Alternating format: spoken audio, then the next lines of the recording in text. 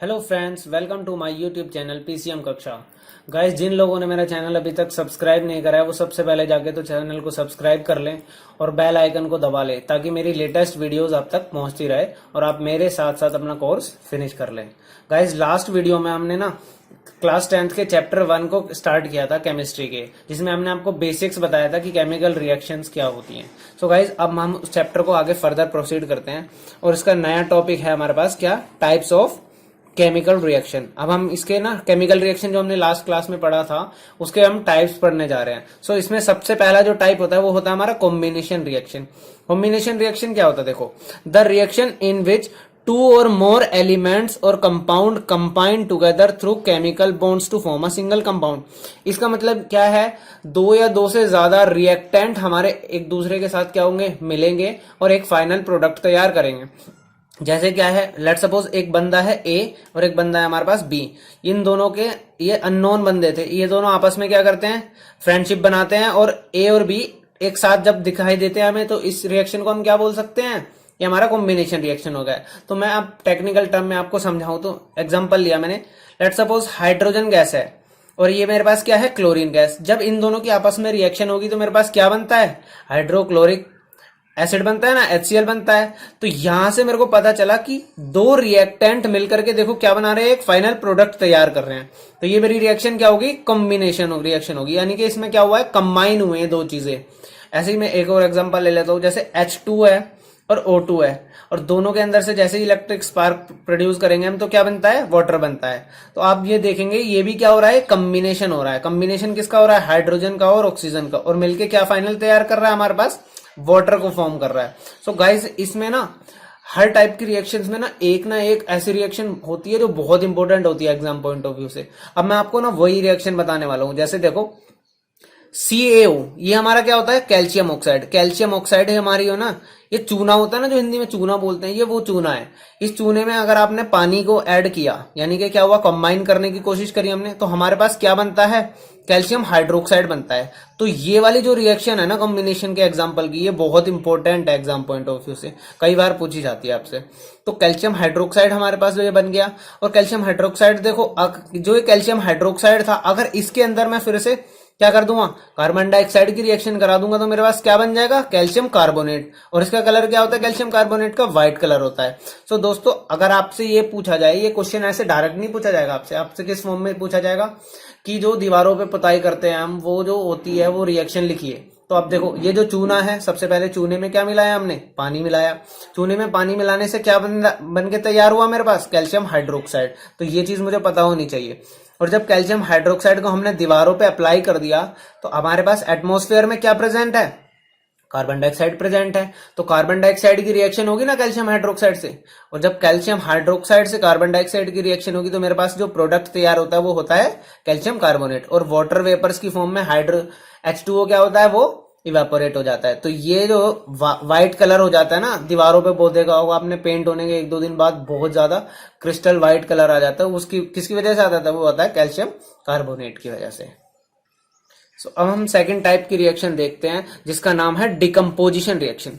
अब आपको नाम से ही पता चल रहा होगा डिकम्पोजिशन, आपने पढ़ा होगा कि डिकम्पोज करना, यानी कि आपको पता है कि जो कोई चीजें बैक्टीरिया वगैरह होते हैं वो क्या करते हैं, किसी भी चीज को क्या करते हैं, डिकम्पोज करते हैं, यानी कि वो तोड़ तोड़ के उसको खा जाते हैं। तो ऐसे ही इसमें होता है। मान लो एक रिएक्टेंट था मेरे पास, मैंने एग्जांपल देखो गोले से समझा रखा है आपको। मान लो एक बड़ा गोला था, ये चीज अगर टूट के दो या दो से ज्यादा हिस्सों में डिवाइड हो गई तो ऐसी चीजों को हम क्या बोलते हैं, डिकम्पोज हो गया, वो बेसिकली क्या हो गया, टूट गया। अब ऐसे ही ना एग्जांपल्स होता है। और रिएक्शन क्या, इसकी डेफिनेशन अगर मैं दूं, क्या हो गई मेरी definition, a reaction in which a compound breaks down to give two और more simpler substances is called decomposition reaction. यानी कि कोई भी कंपाउंड है जब वो टूट जाएगा दो या दो से ज्यादा हिस्सों में, तो ऐसी रिएक्शंस को हम क्या बोलते हैं, ऐसी रिएक्शंस को बोलते हैं हम डिकम्पोजिशन रिएक्शन। तो मैं एग्जांपल के साथ आया हूं इसके भी। अभी देखो, हमने लास्ट कॉम्बिनेशन के एग्जांपल में कैल्शियम कार्बोनेट बनाया था, याद होगा आपको। तो कैल्शियम कार्बोनेट को अगर मैं हीट कर दूंगा ना तो वापस क्या हो जाता है, वो कैल्शियम ऑक्साइड बन जाएगा और कार्बन डाइऑक्साइड गैस क्या होगी, इवेपोरेट हो जाएगी। तो एक तो ये डिकम्पोजिशन का एग्जांपल हो गया, लेकिन इसमें कुछ हम बहुत इंपॉर्टेंट एग्जांपल्स भी होते हैं। जैसे हमारे पास क्या है, NaCl है। NaCl क्या होता है, आपका नमक होता है। और नमक को आपने क्या कर दिया, डिसॉल्व कर दिया पानी के अंदर और उसके अंदर से आपने क्या करी, इलेक्ट्रिसिटी पास करी, तो हमारे पास कैथोड और एनोड होता है ना, उस पे क्या हो जाएगा, इकट्ठा हो जाएगा, सोडियम अलग चला जाएगा और क्लोरीन अलग से इकट्ठा हो जाएगा, तो वो क्या हो जाएंगे, सेपरेट हो जाएंगे। तो बेसिकली क्या हुआ, एक कंपाउंड NaCl ब्रेक डाउन हो गया, तो इसलिए ये भी किसका एग्जांपल हो गया, डिकम्पोजिशन का एग्जांपल हो गया। सो इसी तरीके से ना हमारे पास एक बहुत इंपॉर्टेंट एग्जांपल आता है इसमें, ये बहुत बार एग्जाम में पूछा जाता है। हमारा सिल्वर ब्रोमाइड है, सिल्वर ब्रोमाइड का कलर होता है हमारा पास व्हाइट, और सिल्वर ब्रोमाइड को, ये देखो सूरज बनाया ना मैंने छोटा सा, अगर सनलाइट की प्रेजेंस में मैं रख देता हूं तो मेरे पास क्या होता है, मेरे पास सिल्वर अलग हो जाता है और ब्रोमीन गैस क्या हो जाती है, मेरी इवेपोरेट हो जाती है, और सिल्वर का कलर क्या होता है, ग्रे। सो दोस्तों जो ये रिएक्शन है ना मेरी, ये रिएक्शन मेरी किस चीज में यूज होती है, ब्लैक एंड व्हाइट फोटोग्राफी में यूज होती है। तो आपसे कई बार एग्जामिनर पूछ लेगा कि आप ब्लैक एंड व्हाइट फोटोग्राफी की क्या लिखिए, रिएक्शन लिखिए, तो आप क्या लिखोगे, AgBr in the presence of sunlight silver plus bromine different. ये अलग अलग हो गया ना, कैटेगराइज हो गया आपका, एक था पहले लेकिन अब क्या हो गया, टूट के दो हिस्सों में डिवाइड हो गया। और ये रिएक्शन बहुत इंपॉर्टेंट है, आप इसको याद रखना है। सो अब हम अगली रिएक्शन पे चलते हैं। अगली रिएक्शन का नाम है हमारा डिस्प्लेसमेंट रिएक्शन। क्या नाम है, डिस्प्लेसमेंट रिएक्शन। अब आपको ना इसके नाम से ही पता चलेगा कि डिस्प्लेसमेंट रिएक्शन, नाम से पता चल रहा है कि कोई चीज ना डिस्प्लेस होगी, कोई बंदा आएगा और दूसरी चीज को डिस्प्लेस करेगा, इसी रिएक्शन का नाम क्या होता है, डिस्प्लेसमेंट। तो मैं रिएक्शन की डेफिनेशन देखता हूं, the reaction in which an element and a compound react to form substance by mutual exchange of atoms और ग्रुप ऑफ एटम। यानी कि बेसिकली देखो, बहुत अच्छे से क्रिएटिव वे में समझाता हूं। लेट सपोज ये लाइट ग्रीन था एक बंदा और पिंक के साथ ही बैठा हुआ था, मान लो ये दोनों दोस्त हैं, और एक क्या आता है, ग्रीन बंदा आता है, वो नया एंट्री लेता है और पिंक की दोस्ती ना उससे अच्छी हो जाती है। यानी कि जो लाइट ग्रीन था ना, ये थोड़ा सा ना वीक था और पिंक को क्या चाहिए, मेरे पास कोई स्ट्रोंग दोस्त हो, तो ये क्या करता है, ग्रीन कलर वाला आता है कि अरे मैं बहुत स्ट्रोंग हूं, आप इसको हटा दो और मैं आपके साथ आ जाऊंगा। तो फिर क्या होता है, ये ग्रीन वाला ना पिंक वाले के साथ बैठ गया और लाइट ग्रीन को क्या कर दिया, इन्होंने अलग कर दिया। अब देखो ये ऐसा क्यों हो पाया, अगर लाइट ग्रीन इस डार्क ग्रीन से स्ट्रोंग होता तो ये इसको हटने देता क्या, नहीं हटने देता। लेकिन जो डार्क ग्रीन था वो क्या है, स्ट्रोंग है, तो उसने क्या करा, इसको हटा दिया और इसकी प्लेस पे खुद बैठ गया। तो मैं अब आपको टेक्निकल फॉर्म में समझाता हूँ, केमिकल की फॉर्म में समझाता हूँ। मान लो एक चीज है मेरे पास CuSO4 यानी कि कॉपर सल्फेट, और जिंक आता है इसके पास, प्लस जिंक मैंने ऐड कर दिया इसके अंदर। तो जिंक क्या है, कॉपर से ज्यादा ताकतवर है, यानी कि ज्यादा रिएक्टिव है, तो उसने क्या करा, इसको रिप्लेस कर दिया और अपने कॉपर की जगह पे आगे बैठ गया। तो क्या बन गया, जिंक सल्फेट बन गया और कॉपर को अलग से छोड़ दिया इन्होंने।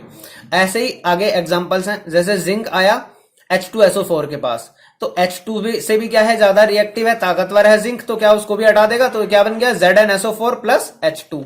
ऐसे ही और भी बहुत सारे एग्जांपल्स होते हैं। अब देखो ये ZnSO4 है, लेकिन इसके पास क्या आया, कॉपर आया, लेकिन जिंक से ज्यादा ताकतवर तो है नहीं कॉपर, तो कॉपर क्या इसको हटा पाएगा, नहीं। तो ऐसे केस में हमारी कोई रिएक्शन नहीं होती है। ये चीज आपको बहुत अच्छे से ध्यान रखनी है कि अगर कोई भी कमजोर व्यक्ति आकर के अगर आपको बोलेगा कि स्ट्रोंग बंदे को बोलेगा कि हट जाओ, तो क्या वो हटेगा, नहीं। तो ऐसे केस में क्या होता है, कोई रिएक्शन ही नहीं होती है। ऐसे ही हमारे क्या होता है, एलिमेंट्स वगैरह के केस में होता है। तो मैंने ना आपको एक रिएक्टिविटी सीरीज बना के दिखा रखी है। रिएक्टिविटी सीरीज का मतलब है कि कौन सा एलिमेंट ज्यादा रिएक्टिव है और कौन सा एलिमेंट कम रिएक्टिव है। तो इसको ना आपको टेबल को लर्न करना है। इसको टेबल को अगर आपने लर्न कर लिया ना, तो ये चीज आपके लिए समझना बहुत आसान हो जाएगा। अब देखो मैंने ना ऊपर से नीचे की तरफ को एरो बनाया, और ऊपर क्या है मेरे, मोस्ट रिएक्टिव, ऊपर क्या है मेरे मोस्ट रिएक्टिव, और नीचे क्या है मेरे लीस्ट रिएक्टिव। तो यानी कि ऊपर वाला जो एलिमेंट है वो सबसे ज्यादा रिएक्टिव है, और नीचे आते आते क्या हो रहा है, वो रिएक्टिविटी सीरीज कम हो रही है। तो देखो सबसे पहले क्या है मेरा पोटेशियम, फिर क्या है मेरा सोडियम, फिर उसके बाद calcium, magnesium, aluminium, zinc, iron, lead, hydrogen, copper, mercury, silver. अब मैं आपसे अगर पूछूं, ये मैंने क्या ले लिया, एक मैग्नीशियम का केस ले लिया, एक जिंक का केस ले लेता हूं, इन दोनों को ले लेता हूं। अगर कोई मैग्नीशियम का कंपाउंड है और नीचे से जिंक उठ के आए कि हटो यार हटो, तो क्या मैग्नीशियम हट जाएगा, नहीं हटेगा, क्योंकि मैग्नीशियम क्या है, जिंक से ज्यादा रिएक्टिव है। लेकिन अगर मैं उल्टी बात करूं, मैग्नीशियम किसी जिंक के कंपाउंड के पास आए तो क्या होगा, जिंक को हटना पड़ेगा ना, क्योंकि मैग्नीशियम क्या है, ज्यादा ताकतवर है। तो ये चीज इसको बहुत अच्छे से समझ लेना, ये बहुत बार क्वेश्चन आते हैं एग्जाम में। अब हमारे नेक्स्ट टाइप की जो रिएक्शन है वो है डबल डिस्प्लेसमेंट। अब मेरे को समझ में आ गया, पिछले केस में मैंने एक सीट को रिप्लेस किया था, इसमें हो सकता है दोनों सीटें रिप्लेस हो जाए। तो इसमें क्या होता है, जो आयंस होते हैं ना, आयंस एक्सचेंज हो जाते हैं। यानी कि लेट सपोज ये देखो, ये ग्रीन, ये हमारा रेड, ये पिंक और ये ब्लू। अब ये जो पिंक है ना और ये ग्रीन है, ये आपस में एक दूसरे के साथ क्या कर देंगे, पोजीशन एक्सचेंज कर लेंगे। तो पोजीशन एक्सचेंज करेंगे तो दोनों की रिप्लेसमेंट हो गई ना, तो एक इधर से रिप्लेसमेंट हुई और एक इधर से, तो ये क्या हो जाता है, डबल डिस्प्लेसमेंट हो जाता है। इस टाइप्स की रिएक्शन को हम क्या बोलते हैं, डबल डिस्प्लेसमेंट रिएक्शन। देखो एग्जांपल दे रखा है हमारे पास, NaCl और AgNO3, यानी कि सोडियम क्लोराइड और सिल्वर नाइट्रेट। अब इन दोनों की आपस में रिएक्शन हुई तो सिल्वर ने क्या करा, अपनी पोजीशन छोड़ के Na की पोजीशन को ले लिया और Na ने क्या किया, सिल्वर की पोजीशन ले ली। तो मेरे पास जो नए प्रोडक्ट तैयार हुए वो क्या है, बिल्कुल डिफरेंट बन गए। एक बन गया मेरे पास सिल्वर क्लोराइड और एक बन गया मेरे पास सोडियम नाइट्रेट। तो इसमें देखो क्या हुआ, डबल डिस्प्लेसमेंट हो गया ना, तो इसलिए इस रिएक्शन को क्या बोला जाता है, डबल डिस्प्लेसमेंट रिएक्शन। तो एक और एग्जांपल दे रखा है मैंने आपको, बेरियम क्लोराइड और H2SO4 के साथ रिएक्शन हुआ, हाइड्रोजन सल्फेट के साथ। तो अब देखो क्या हो गया, ये क्या बन गया, बेरियम सल्फेट बन गया और ऐसे ही क्या बन गया, HCl बन गया। तो इस तरीके से क्या होगा, जहां पे दो आयंस आपस में एक दूसरे के साथ पोजीशन चेंज करते हैं, उसको क्या बोला जाता है, हमारा डबल डिस्प्लेसमेंट रिएक्शन। सो अब ना इसमें जो नए टाइप की रिएक्शन है ना, ये बहुत इंपॉर्टेंट है। एक इसमें लास्ट है, ये है हमारी रिडॉक्स रिएक्शन। क्या बोल रहा हूं मैं, रिडॉक्स रिएक्शन। अब आप बोलोगे ये रिडॉक्स रिएक्शन क्या होती है, तो एक ना इसमें इसकी डेफिनेशन अगर मैं दूं तो ये क्या बोल रहा है, a reaction in which reduction and oxidation takes place simultaneously. यानी कि एक ही रिएक्शन के अंदर ऑक्सीडेशन भी हो और रिडक्शन भी हो। अब कुछ गाइस मेरे को बच्चे बोलेंगे कि सर ये हमें तो यही नहीं पता, ये रिडक्शन और ऑक्सीडेशन क्या होता है। तो मैं ना आपको समझा रहा हूं, देखो ये लेफ्ट साइड में मैंने ऑक्सीडेशन को एक्सप्लेन किया और राइट साइड में रिडक्शन को। तो देखो ऑक्सीडेशन की अगर मैं बात करूं तो क्या हो रहा है, अगर किसी भी रिएक्शन के अंदर, किसी भी एलिमेंट के अंदर ऑक्सीजन का एडिशन होता है तो उसको क्या बोला जाता है, ऑक्सीडेशन बोला जाता है, कि उस एलिमेंट का या उस कंपाउंड का क्या हो गया, ऑक्सीडेशन हो गया। ऐसा ही क्या होता है, अगर हाइड्रोजन का रिमूवल भी होता है तो भी वो क्या कहलाता है, ऑक्सीडेशन कहलाता है। और जो हमारा रिडक्शन है ना, वो देखो बिल्कुल अपोजिट है। अगर ऑक्सीजन का निकलना कहलाऊं मैं तो वो मेरा क्या कहलाता है, रिडक्शन कहलाता है। और हाइड्रोजन का जुड़ना अगर मैं बोलूं, एडिशन ऑफ हाइड्रोजन बोलूं, तो वो क्या होता है, रिडक्शन ही होता है वो भी। देखो एग्जांपल के साथ समझाता हूं मैंने एग्जांपल लिया, CuO कॉपर ऑक्साइड हाइड्रोजन के साथ रिएक्शन होती है और कॉपर अलग से निकल जाता है और H2O अलग बन गया। अब इस कॉपर ऑक्साइड को देखो, CuO था पहले, लेकिन इसमें से ऑक्सीजन का माइनस हो गया, ऑक्सीजन क्या होगी, माइनस हो गई और क्या बन गया, Cu बन गया। तो ऑक्सीजन के माइनस होना, रिमूवल ऑफ ऑक्सीजन हो गया ना। और मैंने क्या बताया, रिमूवल ऑफ ऑक्सीजन क्या होता है, रिडक्शन होता है। ऐसे ऑक्सीडेशन के एग्जांपल को समझिए। कार्बन है मेरे पास, मैंने कार्बन को बर्न किया ऑक्सीजन की प्रेजेंस में, तो देखो C+O2 क्या बन गया, CO2। यानी कि जो कार्बन था उसमें ऑक्सीजन क्या हो गया, ऐड हो गया, तो मेरा क्या बन जाएगा, वो कार्बन डाइऑक्साइड बन गया। लेकिन क्या हो गया, CO, ऑक्सीजन का एडिशन क्या कहलाता है, ऑक्सीडेशन कहलाता है। ऐसे ही मैं ना H- का भी एग्जांपल दे रहा हूं आपको। मेरे पास एक चीज थी H2S, उसकी ब्रोमीन से रिएक्शन हुई तो क्या बन गया, HBr और S। अब देखो यहाँ पे हाइड्रोजन के कितने एटम थे, 2। अब आगे जाके एक हाइड्रोजन माइनस हुआ और हाइड्रोजन के रिमूवल को भी क्या बोलते हैं हम, ऑक्सीडेशन ही बोलते हैं। तो यहां से आपको क्लियर हो गया होगा कि ऑक्सीडेशन क्या होता है मेरा और रिडक्शन क्या होता है मेरा। अब मैं आगे बढ़ता हूं। अब देखो एक एग्जाम्पल होता है, मैं अब आपको एग्जाम्पल दे रहा हूं रिडॉक्स रिएक्शन का। मैंने आपको रेडॉक्स रिएक्शन की क्या डेफिनेशन बताई थी, रेडॉक्स रिएक्शन की डेफिनेशन एक बार फिर से पढ़ लेते हैं। A reaction in which oxidation and reduction takes place simultaneously. अब देखो मैंने ये ली CuO, ये मेरे पास कॉपर ऑक्साइड हो गया, H2। अब देखो क्या बना मेरे पास, कॉपर प्लस H2O। अब मैं अगर इस CuO को देखता हूं, इससे क्या तैयार हुआ, मेरे पास Cu तैयार हो गया।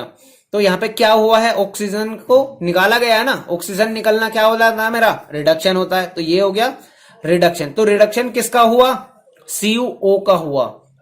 और अब मैं देखो H2 था, H2 के साथ ऑक्सीजन जुड़ गई और एडिशन ऑफ ऑक्सीजन हुआ, तो मेरा क्या कहलाएगा, ये भी ये क्या हो जाएगा मेरा ऑक्सीडेशन। तो ऑक्सीडेशन किसका हुआ, H2 का हुआ। तो अब ना इसमें एग्जाम पॉइंट ऑफ व्यू से ना एक टर्म और आती है जिसका नाम है ऑक्सीडाइजिंग एजेंट, और एक का टर्म का नाम है रिड्यूसिंग एजेंट। अब देखो ऑक्सीडाइजिंग एजेंट नाम से पता चल रहा है जो ऑक्सीडेशन कराने में हेल्प करे वो क्या कहलाता है, oxidising agent. A substance which causes addition of oxygen और रिमूवल ऑफ हाइड्रोजन, यानी कि जो ऑक्सीडेशन में हेल्प करेगा वो क्या होगा, ऑक्सीडाइजिंग एजेंट।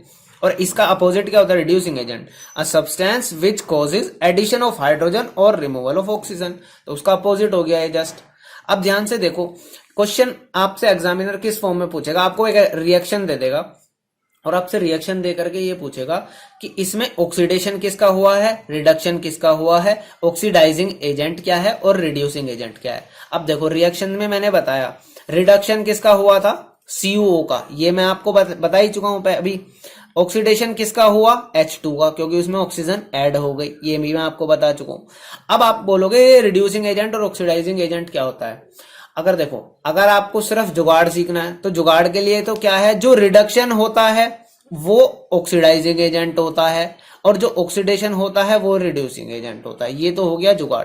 अब मैं बोलूं टेक्निकल टर्म्स में क्यों, देखो इस H2 की वजह से ऑक्सीडेशन हुआ तो ये जो ऑक्सीजन निकली, ऑक्सीजन कहां से निकली, इस रिडक्शन वाले टर्म से निकली ना, तो इसने ही तो हेल्प करी है उस ऑक्सीजन को देने में, तो यही क्या हो गया, ऑक्सीडाइजिंग एजेंट हो गया।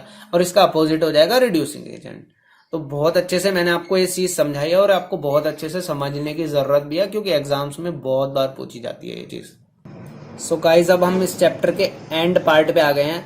अब देखो ऑक्सीडेशन तो हमने पढ़ लिया, अब हमारी एवरीडे लाइफ में ऑक्सीडेशन के क्या इफेक्ट होते हैं हम वो भी पढ़ लेते हैं। तो देखो ऑक्सीडेशन की वजह से क्या होता है हमारा, तो सबसे फर्स्ट हम पढ़ते हैं कोरोजन।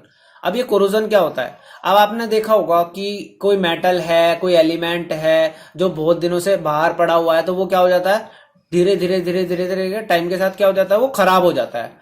अब आप बोलोगे वो ऐसा क्यों होता है, तो क्या हो जाता है ऐसे केसेस में हमारे पास क्या होता है, हमारे पास देखो क्या होता है, the slow destruction of metals due to their exposure in environment. अब आपका कोई एलिमेंट है वो एटमॉस्फेयर में रखा हुआ है बहुत दिनों से, उसमें बारिश भी पड़ रही है, हवा भी लग रही है और मॉइस्चर भी है और बहुत सारी गैसेस भी प्रेजेंट हैं। अब वो क्या करती है, उस मेटल के साथ ना रिएक्शन कर लेती हैं और उसके ऊपर क्या बनाती है, एक लेयर बना देती हैं।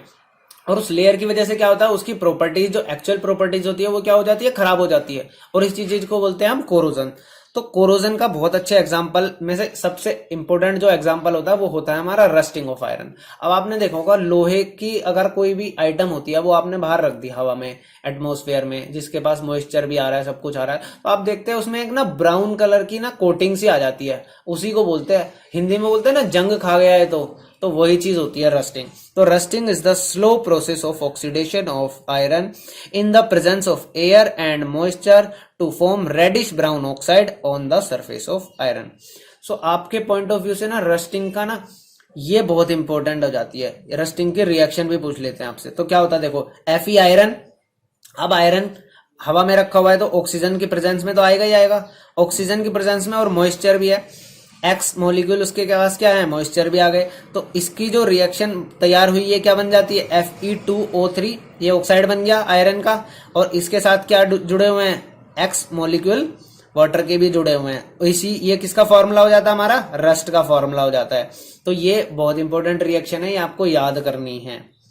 अब आप बोलोगे कि क्या ये रस्टिंग को हम बचा नहीं सकते, हाँ बिल्कुल बचा सकते हैं। अब आपने देखा भी होगा हम लोग क्या करते हैं रस्टिंग को बचाने के लिए, हम रस्टिंग को बचाने के लिए हम पेंट कर देते हैं आयरन पे, क्या कर देते हैं, पेंट कर देते हैं। अब पेंट करने से क्या फायदा होगा, ऑक्सीजन की प्रेजेंस, जो हमारा आयरन है क्या उसके साथ हमने डायरेक्ट कॉन्टैक्ट छोड़ा उसका, नहीं, हमने क्या करता है डायरेक्ट कॉन्टैक्ट को ही खत्म कर दिया, और जिसकी वजह से हमारी क्या होगी, रस्टिंग नहीं होगी, तो हमारा आयरन क्या रहेगा, सेफ रहेगा। एक प्रोसेस होता है गैल्वेनाइजेशन।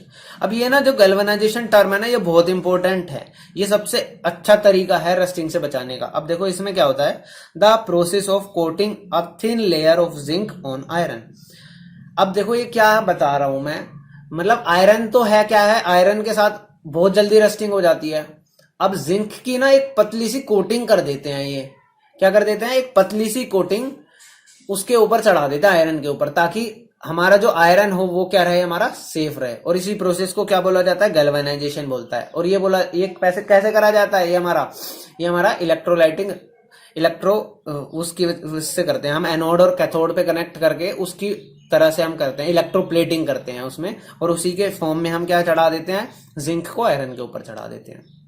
और एक तरीका हमारा क्या है, एलॉय बना के रखें। एलॉय बना करके भी हम क्या करते हैं, आयरन को बचा सकते हैं। अब ये पूछेंगे बच्चे कि एलॉय क्या होता है। अब ये एलॉय देखो क्या होता है, alloy is a mixture of 2 और मोर मेटल्स टुगेदर।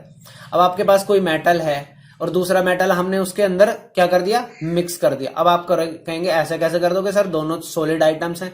तो ऐसे कैसे किया जाता है, आप दोनों चीजों को क्या करोगे, बहुत हाई टेम्परेचर पे क्या कर दोगे, मोल्टन स्टेज में लेके आओगे।